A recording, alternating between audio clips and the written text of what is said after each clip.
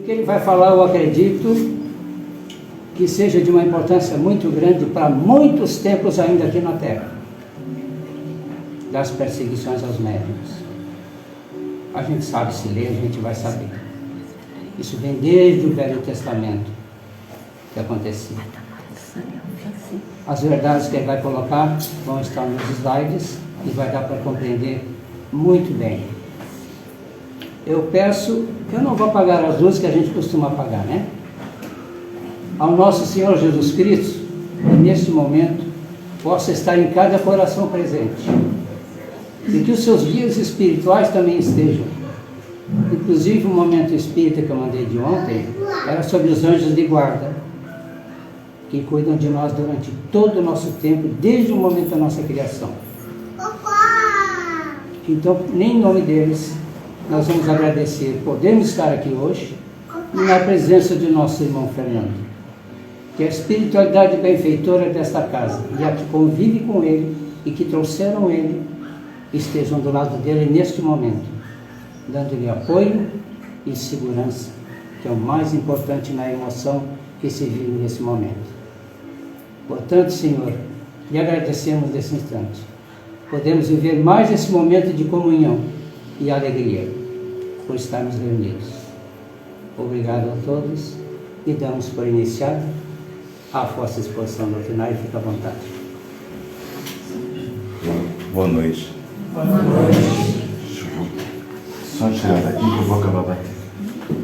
Quem está lá no final dá para me ouvir? Tá? Mais ou menos? Se eu falar assim, tá? Amores, o que eu vou falar para vocês talvez não agrade muito. Então eu vos preparo para uma informação histórica. É bom sempre informar, acho que vale isso. Eu não sou espírita, eu faço parte de uma filosofia ecumênica, sou psicólogo, sou perito judicial, e nas horas vagas eu trabalho com um médium para ajudar as pessoas, mas sem cobrar nada pela fé. O trabalho que eu vou apresentar, ele é científico, ele é histórico. E como todo trabalho histórico, ele deve ser, como na doutrina espírita, se apoia num tripé da ciência, da filosofia e da religião. Eu acho que trazer a ciência não vai incorrer em nenhum desgosto para os senhores que estudam a doutrina. Eu tive que tirar um recorte, porque a discussão ela é muito ampla, historicamente. Esse não é o meu material de mestrado, eu trabalho na Universidade do Estado do Rio de Janeiro, na UERJ, mas é em Psicologia Social. Mas é um material de pesquisa que eu venho realizando com outras pessoas, espíritas, umbandistas, do candomblé, da Seixonoye, para a gente avaliar sobre essa perseguição, ao que a gente vai chamar sobre os médicos. Mas, para compreender, a gente tem que fazer um recorte temporal, porque a gente fez uma análise do discurso do material exposto. O que a gente vai demonstrar aqui é bem pequenininho, é um material muito sucinto, só para que possa trazer ideias e a gente poder falar sobre isso depois, tá? Muito bem. O que a gente pretende fazer é desconstruir o pensamento religioso, ideológico, para que seja realizada uma análise histórica. Então, a base não vai ser dentro dos livros espíritas, ou da Umbanda, ou do Candomblé, vai ser uma base histórica. E essa análise parte do cristianismo e da colonização. Então, vou pegar um recorte a partir do cristianismo.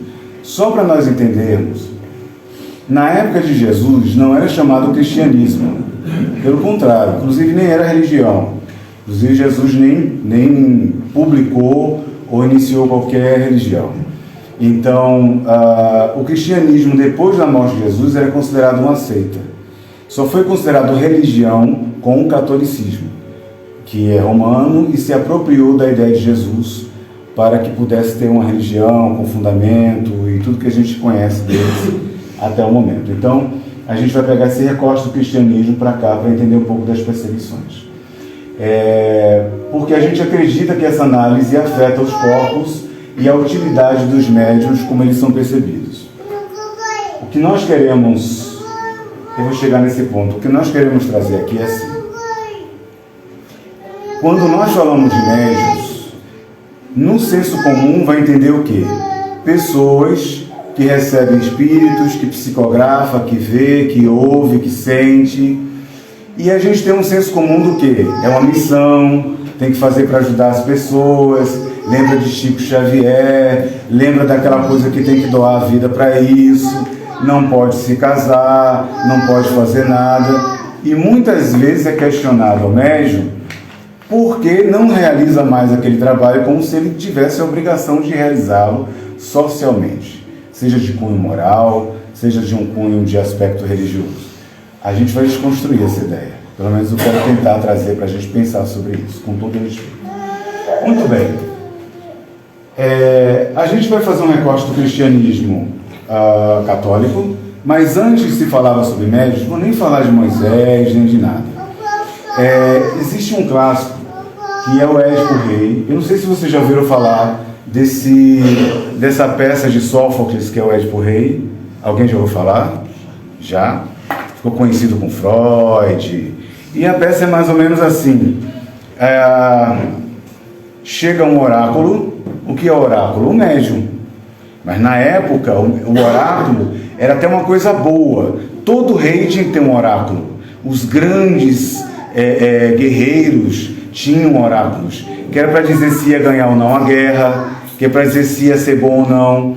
E um oráculo chegou para o pai do Édipo e disse: olha, teu filho vai te matar. Como falam no Rio, ele ficou bolado, ele ficou mal das ideias. Disse: que história é essa, meu filho matar? Então, ele mandou matar todas as crianças naquela fase de idade que o oráculo falou. Não lembra a história de Moisés? Isso se chama mito. Não é necessariamente que foi real. Essa, pelo menos, a história de Sófocles. Tá? Não estou falando de Moisés. É quando a gente conta ou reconstrói uma história que tem apelo popular para que as pessoas possam compreender a ideia. Só que no senso religioso até então, tomava essas ideias como a única verdade. Então, pediu para o gato passeando. Eu adorei. Quem está na transmissão, tem um gato aqui na instituição chamado Gato. Para facilitar. E ele é médium, ele entrou também na sala mediúnica, viu o espírito e saiu, ele é maravilhoso. É inclusão animal, né?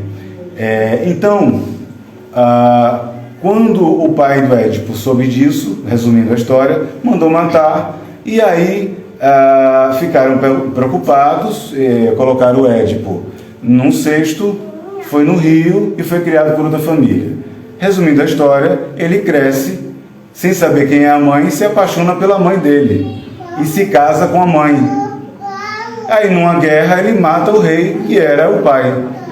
Veja, essa história é utilizada por Freud para falar de períodos de castração, 5 anos, é uma teoria do Freud em relação à psicanálise, né? Mas essa é a peça do Édipo Rei por Sófocles. Muito bem. Por que eu trouxe isso aqui? Para falar que os oráculos não eram como os médios de hoje. Os oráculos, eles ganhavam por isso. Os oráculos tinham benesses, benefícios que os mantinham, muitas vezes um pouco afastados da sociedade, mas os mantinham para eles poderem ser úteis para o rei ou para os grandes líderes, como Alexandre, o Grande e tantos outros guerreiros que tinham acesso a esses oráculos. Faz sentido até aí? Esses são os médios. Agora, quando a gente fala da Grécia Antiga, nesse período, a gente não está falando do tempo de hoje. No tempo de hoje, a gente acredita que tenha livre-arbítrio, que eu não sei se é uma coisa muito real. Até onde vai o nosso livre-arbítrio? A gente pode ficar nu aqui se a gente quiser? A gente pode, sei lá, fazer extravagância se a gente quiser? Não, há um limite. Há um limite. Eu posso pichar o carro dos senhores lá fora? Eu tenho um limite.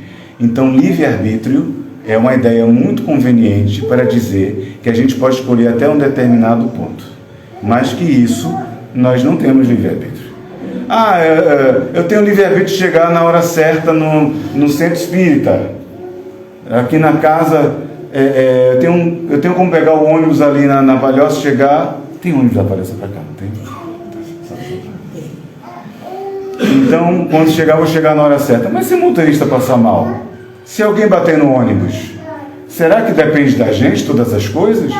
Tem pessoas que falam, não, se você tiver pensamento positivo, tudo se realiza.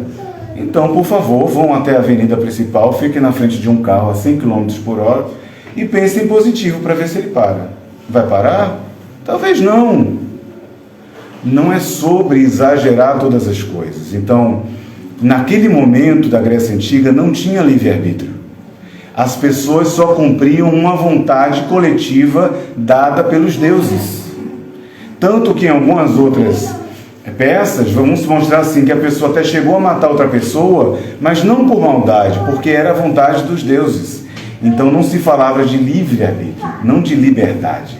Se falava sobre a vontade seguida, a vontade guiada, a vontade formulada, a vontade pré-estabelecida, a vontade querida e desejada, mas não pelas pessoas. Mas os oráculos podiam informar e os reis alterar. Muito bem.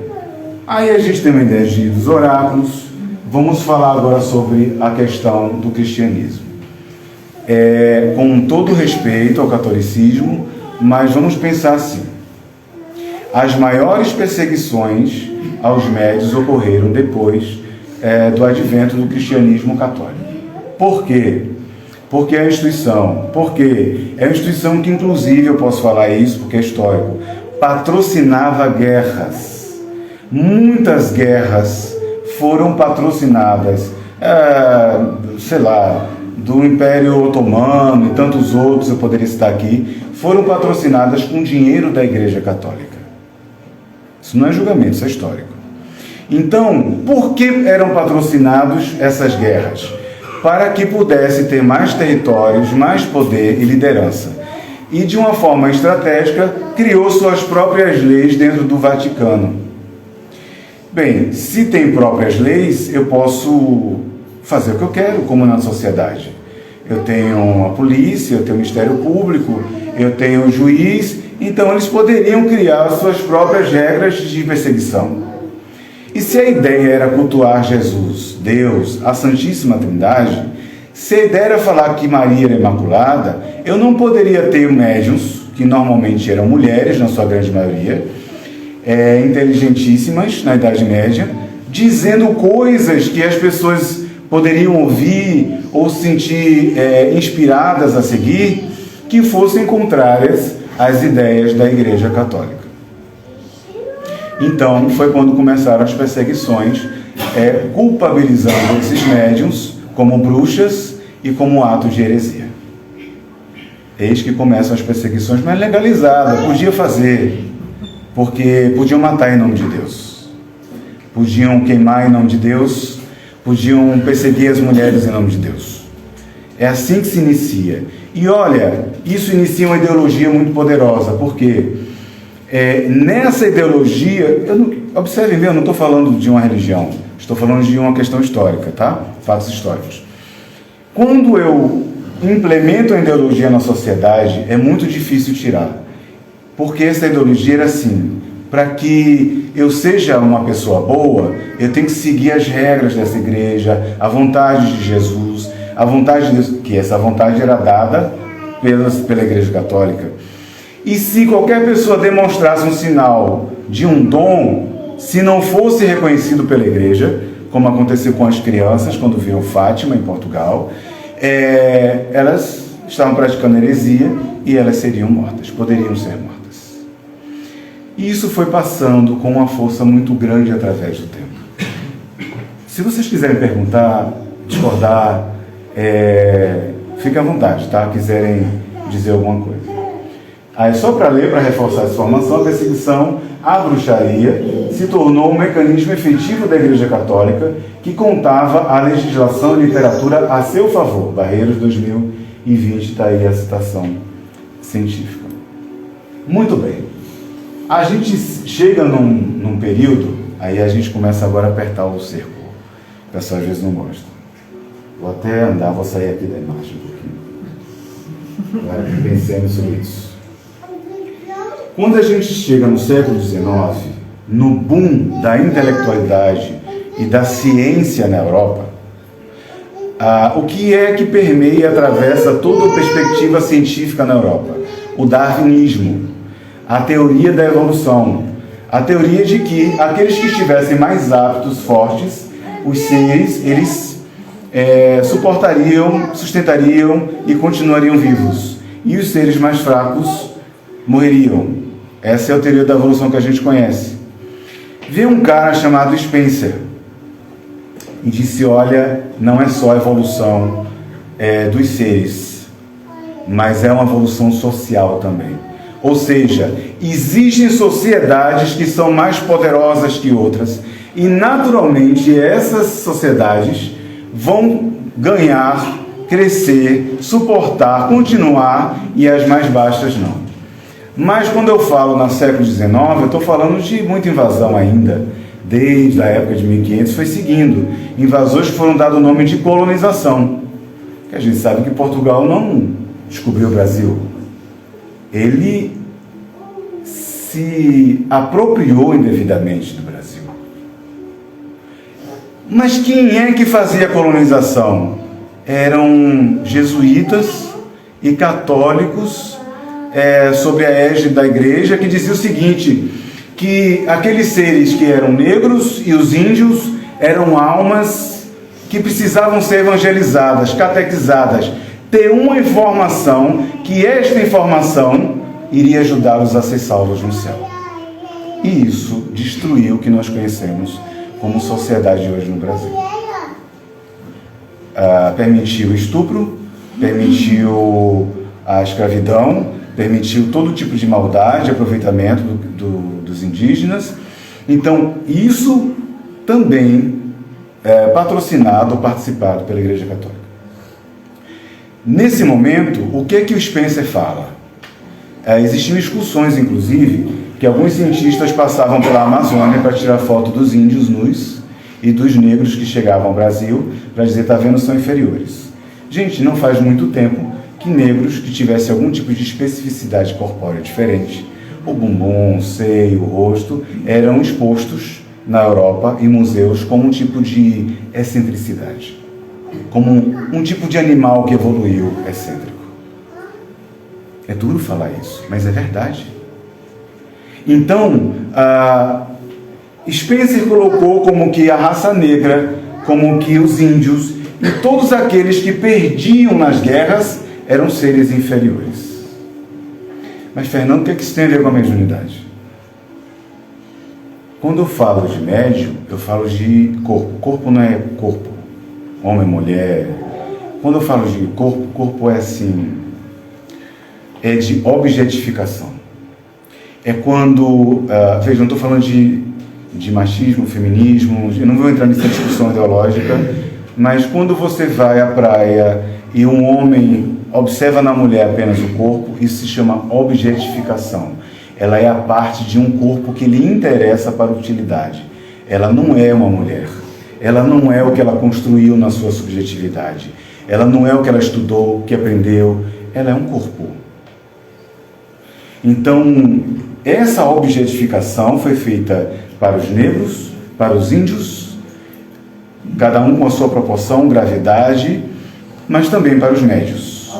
Porque criou-se a ideologia de que os médios, eles deveriam ser ou muito ruins, bruxaria, de fazer bruxaria, feitiçaria, maldade, alguma coisa assim, ou eles deveriam servir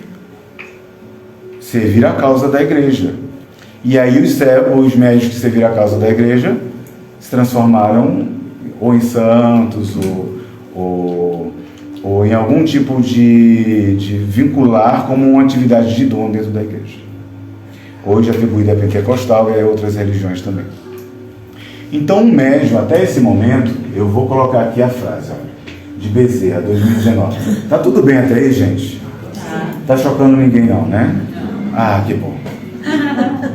Porque vai piorar depois. Em virtude de ser uma teoria do Herbert Spencer, tá? Que ele se apropriou da ideia do Darwin para falar da parte social. Em virtude de ser uma teoria que considera a sociedade em raça superior e raça inferior, a chamada superioridade racial, O darwinismo social, que tem também como base ideias nacionalistas, consiste em um pensamento preconceituoso e racista. É o mesmo pensamento da Alemanha na época de Hitler, que disse: nós precisamos vencer, já que todos perdemos até agora, a gente precisa vencer. E as pessoas se apropriam daquela ideia para participar de uma guerra. E o que é uma guerra? É onde 2, 3, 4, 5 homens velhos, que não vão morrer na guerra, colocam uma ideologia poderosa de que o jovem tem que ir, vai ser morto, vai passar por situações difíceis, mas enquanto ele tiver uma arma e voltar para casa, ele é uma pessoa especial. É o pensamento americano. E não é. É colocar alguém para morrer em nome de uma causa que não é sua. Não estou generalizando, nem estou falando das guerras atuais. Mas quando a gente fala das guerras atuais, eu não sei se chocam vocês, mas me choca. Porque o Líbano, por exemplo, era, sei lá, uma segunda Suíça, não sei. Hoje, com todas as guerras que foram criadas e dificuldades por conta dos seus interesses materiais, em detrimento de alguns países grandes, acabou se destruindo e tirando as pessoas de lá. Síria e tantos outros países. Agora, choca jornalistas verem brancos na Ucrânia morrerem e sendo retirados de lá, o que é um absurdo, porque ninguém deveria morrer na guerra. Mas os negros que estão até hoje em guerra morrendo na África não interessa. As mulheres sendo espancadas, estupradas e violentadas em casa até hoje não interessa. O que interessa é porque um corpo que era objetificado como algo sendo diferente, bom, da raça superior de Spencer, está sofrendo. O negro pode. Veja, não é ideológico não, eu estou falando de história, gente. Eu não estou, para depois vocês não acharem que tem a ver com questões políticas, nada disso, não me envolvo com isso. Pelo menos não no meio religioso. Então, esse pensamento é que permeia a ideologia das pessoas até hoje. Muito bem, eu vou falar algo aqui, eu estou dentro de um centro espírita, gente, com todo respeito. Eu não estou falando mal, não é da religião não, viu? Eu estou só pegando um fato histórico. Não fica chateado não com o tio não, por favor. Tá? O título está: O Racismo é Allan Kardec mesmo. Mas, gente, pelo amor de Deus, não quero causar polêmica. Eu vou só falar um fato histórico, tá? Eu disse que algumas pessoas não gostariam. Na Revista Espírita, de 1862, está assim: Allan Kardec, não foram os espíritos. Porque as pessoas confundem. No meu campo de fé, eu sempre falo isso. Quando é uma comunicação de uma entidade e que se vê-se que é um conhecimento nobre, é o conhecimento daquela entidade. O médium, que é um intérprete, porque passa pela cabeça dele, pode errar a qualquer momento. Inclusive essa ideia, antes de a gente tocar nesse assunto, de que o médium é uma máquina e que vai passar a informação na cabeça dele sem nenhum filtro, para mim, na filosofia de Fátima, não vejo qualquer verdade nisso. Por quê? Porque, segundo o Sérgio Felipe, que é um pesquisador da USP, médico, ele, dissecando a glândula pineal, descobriu que ela faz essa captação de uma informação, ela realiza uma transdução. Ela capta magnetismo e ela envia esse impulso elétrico. Como acontece na visão. Tudo que a gente está vendo agora é passado. Concordam? Porque veio, realizou a refração, impulso elétrico, houve uma transdução, a mente entendeu, porque todos vocês são lindos e maravilhosos, e pode ser que a minha mente interprete que não, talvez por uma dificuldade da lente, mas há essa interpretação de alguma forma. Muito bem. O médium, quando ele recebe uma informação, passa pela cabeça dele, a nível consciente ou nível inconsciente. E aí, quando passa pela cabeça dele a informação, ele não é só um médium, ele é um intérprete. Por quê?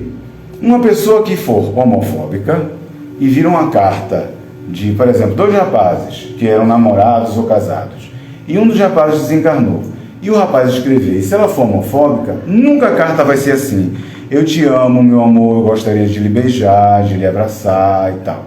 Porque o homofóbico vai ver isso como uma coisa errada. Então é possível que a carta venha assim: eu te amo, você é meu amigo, vai ser cortado um monte de informações, porque a mente do médium não vai aceitar aquela informação. Estou dando um exemplo. E se o médium não for homofóbico, entender aquela relação, aquela manifestação de amor, que Deus não condena, na minha perspectiva, eu repito aos que estão na internet, estão aqui, é a minha perspectiva pessoal, não é da casa, não é da instituição, não é da doutrina espírita, é do Fernando Ben e da filosofia de Fátima.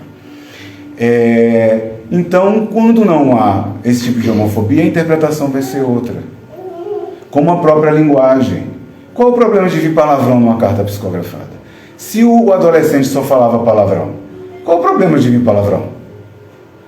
Porque é pecado, é energia. Às vezes não, às vezes o jovem, ele está falando, pode não ser bonito, mas na mente dele não ser uma coisa ruim. Aquilo é uma linguagem, como o inglês, como o português, como o alemão, como o sotaque bonito de Santa Catarina, como o sotaque carioca. É uma linguagem. Minha mãe, mãezinha, mamã, véia, gostosa, sei lá como o filho chamava. Chegar assim, minha gostosa, minha coroa. Era uma linguagem. Se o médium acha que aquilo não é certo, a carta não vai vir aquilo. No meu caso, por exemplo, eu não estou nem aí. Por isso que então, as pessoas me convidam, mas se vier palavrão, eu dou. Eu não tenho esse problema. Se a linguagem for porque eu acho que linguagem é amor. E amor, ninguém mete a mão à colher. Mete em briga, mas em amor, não. Então, amor de filho, de mãe, de pai, é a linguagem. Se não é ofensivo, se não é para destituir a imagem, a honra, qualquer coisa desse tipo, então eu acho que deve ser dito. É a minha opinião particular. Muito bem, eu vou ler aqui isso aqui, tá? Com carinho. São os espíritos superiores. Foi Allan Kardec, o homem, a pessoa que escreveu. Comeu alguma coisa ali. Quem consegue dar aquela primeira palavra? Assim, com organização física, os negros serão sempre os mesmos, como espíritos. Trata-se, sem dúvida, de uma raça inferior, isto é, primitiva. São verdadeiras crianças às quais muito pouco se pode ensinar. Mas, por meio de cuidados inteligentes, é sempre possível modificar certos hábitos, certas tendências, o que já constitui um progresso que levarão para outra existência e que lhes permitirá, mais tarde, tomar um envoltório em melhores condições. Para mim, a interpretação está clara.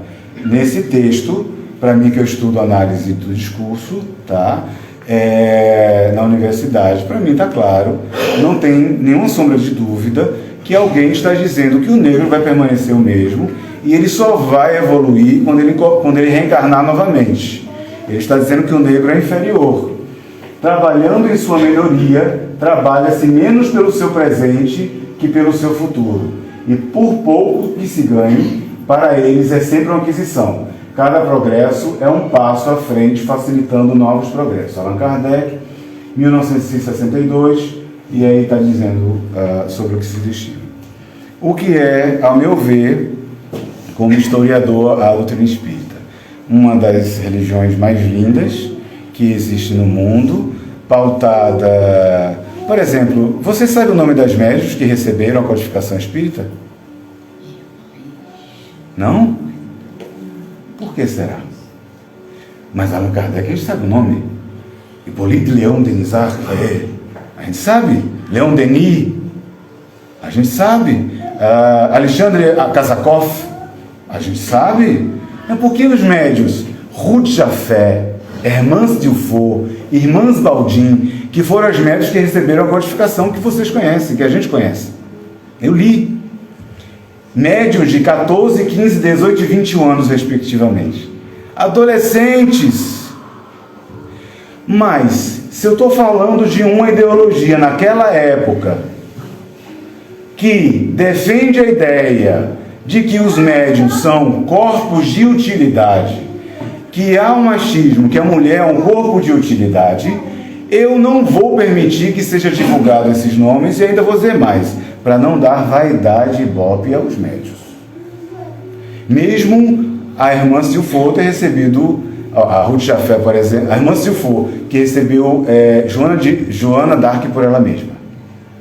Se não me engano, se estiver equivocado, por favor, me conserte. Se a memória não foi. Então, a ideia de que não vou apresentar os médiuns, porque isso vai envaidecê-los, mas eu posso apresentar os outros que estão fazendo. É uma cultura antiga, onde os médiuns eles têm um corpo de utilidade, de missão, eles têm que fazer algo para ajudar. Então, como é que eu interpreto a doutrina espírita? Que foram feitas milhares de comunicações e um homem muito inteligente, codificador, organizou aquelas comunicações e gerou um manancial de informação para as pessoas. É uma das doutrinas mais lindas que eu tive a possibilidade de ler, de estudar, apesar de não professar fé. O que eu estou informando é a opinião de um homem. Mas por que eu estou fazendo isso? É para tirar a honra? Não. É para a gente diferenciar as ideologias presentes e aquilo que era divulgado pela própria doutrina.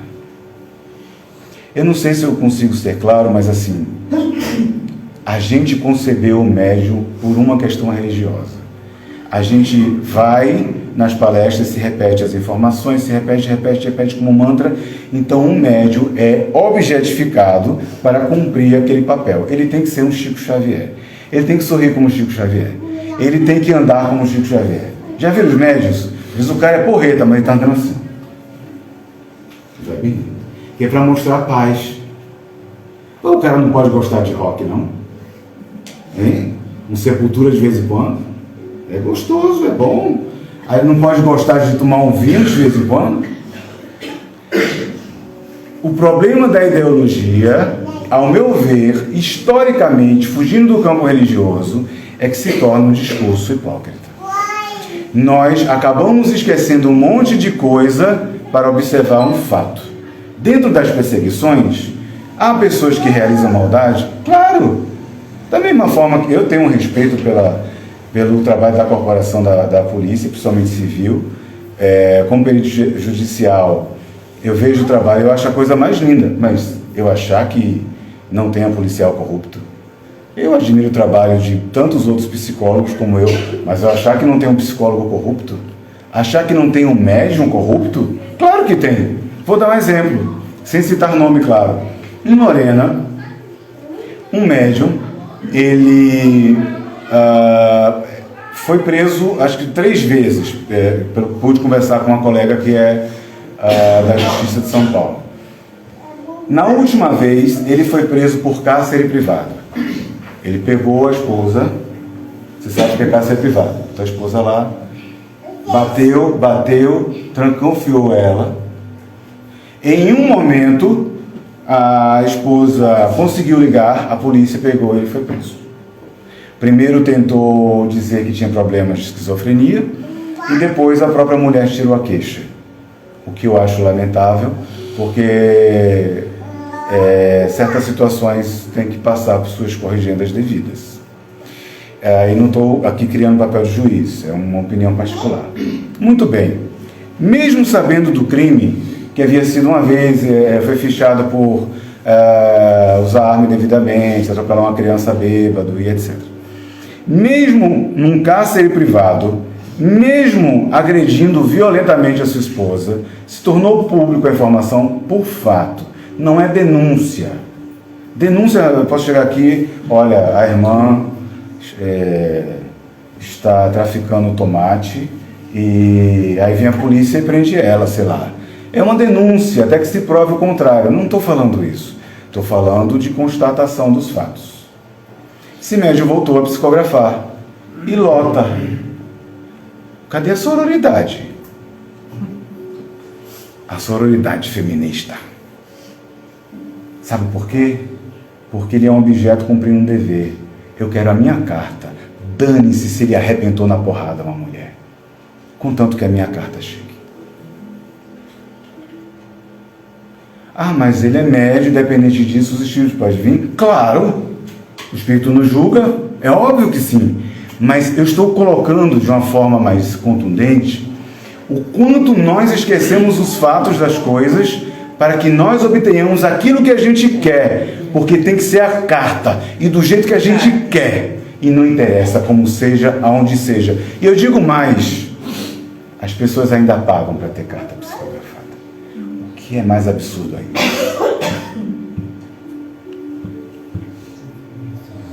Faz sentido o que eu estou falando ou estou falando bobagem? Desculpa, se é para vir do Rio de Janeiro, eu tenho que chocar um pouquinho. Não vou fazer esse voo, 1 hora para chegar aqui, entendeu? Ficar num hotel bom, não vou fazer, isso aí foi um hotel chique, não vou fazer, para chegar aqui e não causar, vou causar. Então, mas essa causa é intelectual, não é julgamento. Eu não estou diminuindo o potencial, nem a possibilidade de reabilitação dessa pessoa, nada disso.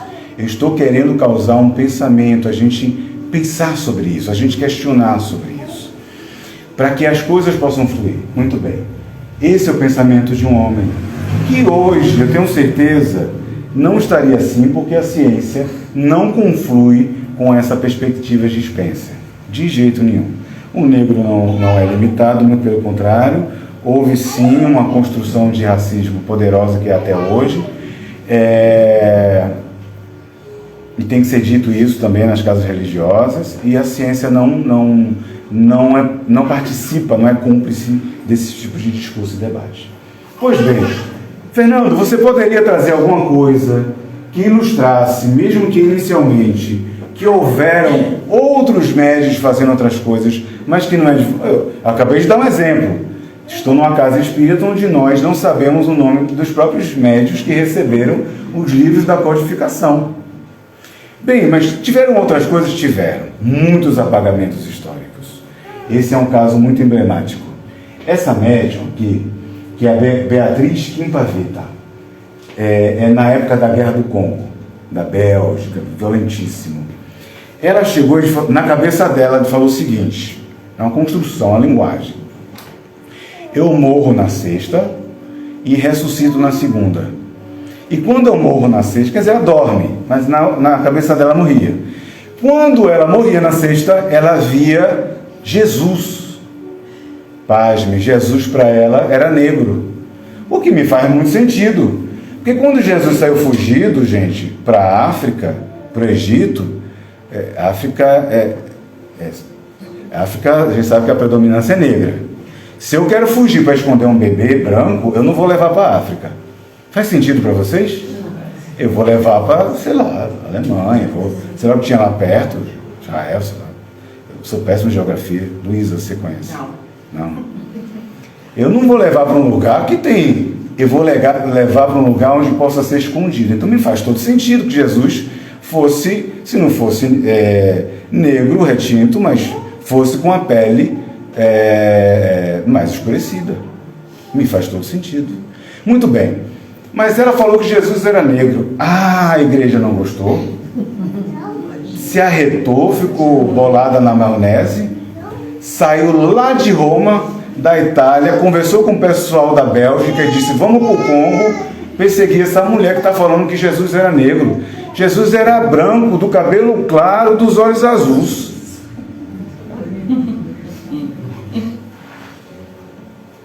E ainda nasceu de uma virgem, mas eu não vou colocar essa história aqui, porque vai dar uma polêmica maior. Abafa o caso. Eu acho que não foi, mas eu não vou querer contestar a fé de ninguém. A Fátima, ela me diz uma coisa maravilhosa. Uma vez, há muitos anos atrás, eu perguntei, minha Fátima, a senhora está mexendo muito comigo. Ela mexeu muito com a Maura na época, né? Esse negócio que Maria não era virgem, do Espírito Santo, não foi do Espírito Santo? Aí ela falou assim, mas José para mim é do Espírito Santo. Uma boa explicação. Matou a charada, né? Eu não vou contestar a Fátima também, né? Então eu estou assim, em cima do muro. Nem Havaí, nem Figueira, estou ali. Muito bem. Dada essa informação, ela lançou um movimento chamado Antoniano, que era um movimento tipo do cristianismo renovado, digamos assim, que era o movimento antoniano. Então, ela foi perseguida, teve que fugir, porque a igreja falou que ela era uma bruxa, deveria ser queimada, como todas as mulheres inteligentes e médias da época, só porque não batia muito as ideias do... Compreende? Mas vocês já ouviram falar da história dela? Apagamento histórico. Apagamento histórico. A história sempre foi contada assim, dos grandes guerreiros, dos grandes reis, dos que conquistavam. Depois é que houve um movimento da nova história que começou a contar ela de uma forma diferente. E observe que esses grandes guerreiros sempre eram homens. Sempre eram homens. Apagaram também a história das mulheres. Muito bem. Eu gosto muito dessa imagem. Mas eu não acho que Chico também fosse santinho como as pessoas pintam. Era humano, né? Ele era ariano, né? Mais do que humano. Mais do que humano era ariano. Mais que humano era ariano. Não, tá dito, então. Só quem lida com ariano sabe. Só quem lida com ariano sabe que uma hora... Estou brincando, eu acredito na bondade dele, claro. Eu acho, inclusive, a minha opinião particular, que se há alguma representação de amor e entrega mais profunda na humanidade contemporaneamente, é Chico Xavier. Isso aí é dependente de religião, né? Mas uns amigos conheciam ele e falavam que ele tomava uma cachaçinha. Eu não vou difundir essa informação porque eu não tenho um registro histórico. Mas quando tiver, eu quero fazer, que eu vou achar o máximo. Muito bem. O que é que o Chico Xavier representa para toda uma sociedade brasileira? Vou nem ir mais a fundo. Fora o espiritismo, o que é que ele representa? Porque ele é muito mais do espiritismo. Ele é uma representação de mediunidade para outras religiões, de uma forma geral. É um corpo utilitário. O que é um corpo utilitário? Ele tinha que servir à humanidade daquela maneira. Eu vou trazer uma informação com todo o respeito do mundo para a gente pensar. Vamos pensar sobre isso. O Chico doou todos os direitos autorais para, falam instituições, mas não é, para a editora. Qual é a editora? Federação Espírita Brasileira. Aonde a federação, com todo respeito, gente, eu estou na casa de vocês, olha que vergonha. Mas aonde a Federação Espírita Brasileira coloca esse dinheiro do Chico? Tem que prestar conta que nem... Não é assim no governo? Eu sou fã do Topázio, eu gosto muito do prefeito lá de Florianópolis. Desculpa se vocês não gostam, eu gosto dele. Eu acho ele muito legal. Estou fazendo a pessoa dele. Ele não tem que prestar conta? O daqui da Palhoça não tem que prestar conta? Então a Federação Espírita Brasileira tem que prestar conta. A Casa Espírita tem que prestar conta. Se tem sociedade, sócios, tem que prestar... Não é assim que é? Eu estou falando juridicamente. Porque os médios têm que doar tudo, mas quem recebe não presta conta. Por que será que em algumas religiões ou locais tem que fazer congressos de 100, 150, 200 reais para você entrar, para ver os grandes médios e oradores? Para onde vai esse dinheiro? Vai para a casa de Fátima, não vai. Para essa casa também não vem ajudar. Eu estou fazendo uma crítica construtiva, gente. Não é contra a religião, não, gente. É para a gente pensar, tá, amores? Então, o Chico cumpriu um papel. Ele se doou ao máximo. Mas se ele chegasse no momento e falasse, agora eu não vou fazer. Vocês não acham que as pessoas dizem, nossa, o Chico, como que ele não vai continuar ajudando as pessoas? As pessoas, o trabalho é tão lindo, ajuda todo mundo. Mesmo ele passando dificuldade, fome, numa casa simples. E que bonitinho, né? É a casinha simples dele, ele ali sofrendo, enquanto eu posso estar no chuveiro quente, no ar-condicionado. Ah, ele não queria, mas nós estamos divulgando um corpo utilitário. E tem um viés lindo, romântico, mas um pouco piegas e hipócrita. Porque na prática não é assim. Eu olho para dezenas de médiuns. Aí se você passar num concurso público para ganhar 20 mil reais, errado? Você vai ter que dar seu dinheiro? Você não pode viver no conforto? não é utilizar o dinheiro dos outros. O que eu estou falando é que algumas ideologias só cabem em alguns lugares específicos. Qual é o nosso papel diante dos médios? De nós como médios, a nossa posição e diante dos médios. Qual o nosso papel real? Será que nós devemos, e aí eu vou trazer, só para a gente pensar rapidinho. Amanhã vai ter um trabalho das cartas psicografadas. A Helena, a gente vai se doar, mas é um trabalho que diverge muito opiniões das pessoas, espíritas e não espíritas. Por quê? Uns acham que tem que ter os dados, outros acham que não tem que ter, uns acham que tem que falar com o médico, outros acham que não tem que falar com o médico, uns acham que tem que vir carta. Se eu estiver aqui e não vier a carta, é errado? Não. Eu não sou funcionário de vocês, amores. O seu Gilberto conseguiu com a casa a hospedagem, a passagem, agradeço, e o almoço maravilhoso aí. É Rita, né, o nome dela? Esqueci. Qual é o nome da senhora? Marli. Marli. Dona Marli. É um almoço maravilhoso, mas eu não sou funcionário dos senhores, eu sou um médico. Se nenhum espírito criar conexão comigo, não vem nada. O que é que eu vou fazer? Pode vir 15, 20, não pode?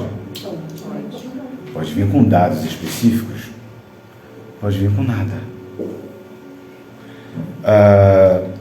E diverge opiniões, porque às vezes, na premissa de identificar que os fins justificam os meios, nós vamos acreditando, sem querer, que daqui a pouco precisa ter 20 médiums para que atendam um público maior de pessoas.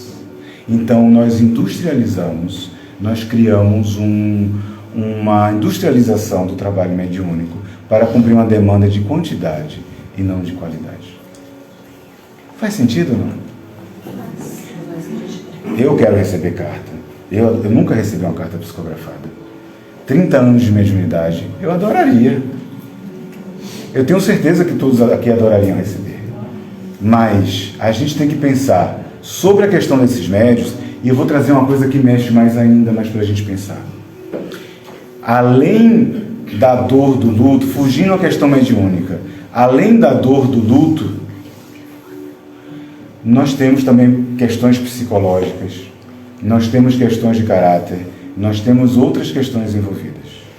Não é porque nós perdemos, eu perdi um filho, perdi minha mãe, perdi minha avó, não é porque a gente perde um ente querido que a gente tem um bom caráter.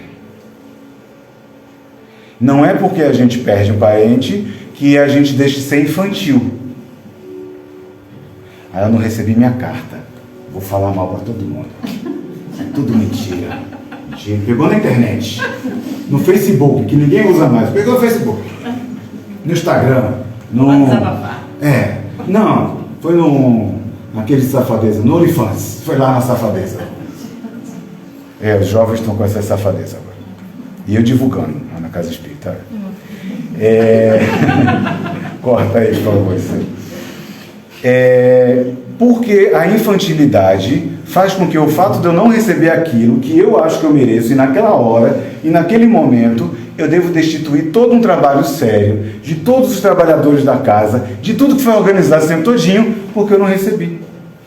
Então, gente, a gente tem que avaliar isso.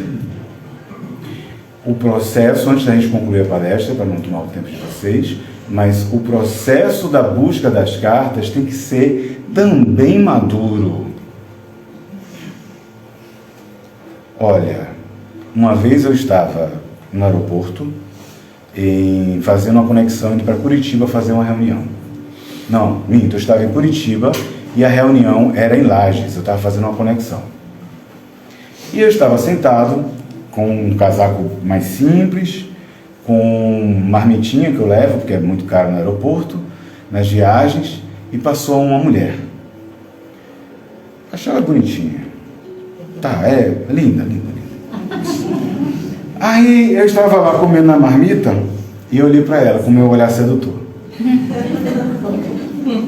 Estava solteira, podia, né? Solteira eu posso olhar. E aí eu olhei meu olhar sedutor para ela, assim, com a minha cara de rico. Aí eu sei que ela me olhou, irmã. Irmã, ela olhou assim pra mim. Estava toda tom sobre tom.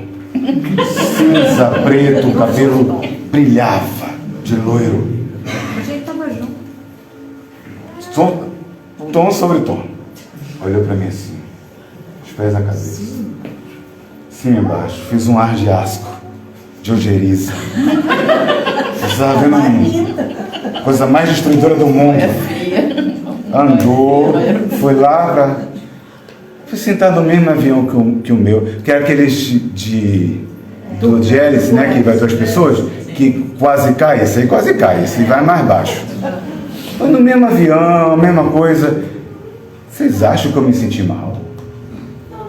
Eu olhei para aquilo e disse, quem está perdendo é você, meu amor.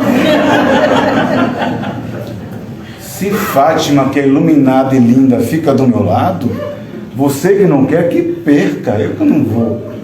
Compreende? O que eu quero falar brincando é assim, eu não deposito para pessoas maldosas o que é o meu mais importante.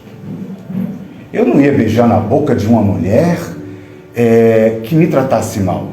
Eu estou dando exemplos para ilustrar. Por que eu vou buscar uma carta em situações que eu me sinta mal, constrangido? Que eu fique de madrugada sem ser acolhido. Que eu não tenho um abraço, que eu não tenho uma escuta. Então, se não merece o meu amor, meu filho também não merece passar por isso. Minha mãe não merece passar por isso. Eu não encontrei meu filho no lixo, eu coloquei no meu colo. Estou falando da forma geral, não do meu, que eu não tive oportunidade. Mas a minha mãe eu tentei reanimar e não consegui, eu não achei ela no lixo. Então, eu não vou depositar o maior amor da minha vida em situações que me cobrem dinheiro, que me tratem mal, ou que seja qualquer situação. E aí, meus amores, quando você tem um lugar que você é amparado, acolhido, que você pensa, e outros médios não gostam, o que vai acontecer com você? Perseguição. Você não pode prestar. Eu vou concluir aqui essa parte só falando sobre isso, que é o pensamento da mediunidade como missão, que o médium deve desenvolver a mediunidade, porque senão ele vai sofrer, a gente pensa muito nisso, que a mediunidade é um karma, que tem que fazer, porque é obrigado, e quando o interesse social não é cumprido, o médium perde a mediunidade, aí ele não está mais fazendo carta para mim, ele perdeu a mediunidade. O médium é um charlatão, ele não está mais fazendo carta para mim. Muito bem. Para ir concluindo, o médium como escravo social. O problema não é mudar a consciência das pessoas ou o que elas têm na cabeça, mas o regime político, econômico, institucional e de produção de verdade. Sem Foucault. Se eu produzo a verdade que o médium tem que me servir, eu tenho um corpo utilitário. Então a função do médium contemporâneo está em cumprir a demanda de sofrimento social. Ele tem que sofrer, movidos pelo desamparo e ausência de recursos para solucionar os problemas desse grupo social. Se eu não tenho uma saúde boa, tem que ter médico para poder curar. Se eu não tenho um atendimento fraterno bom, acolhimento, tem que ter carta para poder abençoar. É a demanda pela ausência, tá? É um corpo, um elemento, uma ideia que foi construída historicamente. A ideia do médium foi construída historicamente. E eu coloquei aqui esse amado e querido, justamente atrás das grades, para mostrar isso. Porque, eu não sei se vocês sabem, em 1930 e pouco, a polícia no Rio de Janeiro, ela ia no baixo espiritismo. O que era o baixo espiritismo? Casa de umbanda, terreiro, o alto espiritismo, que era praticado na época no Rio de Janeiro pelos da elite, a polícia não ia. Então, nessas reuniões dos negros, das atividades para eles espíritas, que eram de outras religiões, eles perseguiam e prendiam. Era lei. Era lei. Então, o José Alegó, em relação ao trabalho que ele realizou, eu estou deixando isso aqui para mostrar que não é só no meio religioso que a gente estigmatiza e persegue os médiuns. Também é passado isso como um estigma. Se o cara está fazendo isso, é para lucrar, é para ter algum tipo de benefício. Logo, tem que ser culpado, né? Então, a conclusão dessa nossa frágil, incipiente, pequena ideia, é de que os médios são perseguidos por uma construção histórica, dentro e além das barreiras religiosas, colocando-os no papel de escravos sociais. A ideologia das perseguições dos médios deixaram uma marca poderosa no inconsciente coletivo do senso comum. Ele traz medo, ou seja, leva os médios a não assumirem suas próprias possibilidades mediúnicas. Quantos de vocês não são médios, mas têm medo de falar para o pessoal não julgar? Esse não é necessariamente, como eu falei no início, né, chegando à conclusão, do pensamento da casa, nem do dirigente, nem dos médios, nem da doutrina espírita. Mas eu estou trazendo para a gente pensar além dessas barreiras religiosas, de uma forma geral. Porque aqui, o que eu fui convidado é para um trabalho de puro acolhimento e amor. Isso não está sendo incluso. Mas isso acontece. E a gente precisa falar sobre isso. Com respeito, mas precisa falar. Porque o que não é dito não se resolve. Vocês sabiam que em Portugal, com psicólogo forense, um dos estudos apontou que em Portugal é onde acontecem os maiores casos de violência doméstica. Mas eles não são registrados, porque as mulheres têm vergonha de falar. E aí, se tem vergonha de falar, vai continuar. Compreende? Então, se eu não falo sobre essas coisas que acontecem com os médios, eu acabo delegando apenas a imaginação de cada um, sem trazer uma discussão científica. Eu, particularmente, passei por uma perseguição religiosa, gravíssima. Quase fui pro beleléu. Não preso, isso não, mas quase morri. Perdi tudo que eu tinha. Eu não vou falar sobre mim, porque isso é ciência. Ciência a gente não fala sobre si mesmo. Mas se me permitem esse adendo, eu sei exatamente o que é você perder tudo que você ama por uma mentira. Por uma falsa denúncia, por uma falsidade. Eu sei o que é isso. O que é você sentir raiva, sentir vontade de que morram as pessoas que fizeram a maldade com você. Ver as mesmas pessoas que se apareceram em vários lugares, autores de maldades incríveis, e hoje serem esquecidos sem ter responsabilidade nenhuma legal.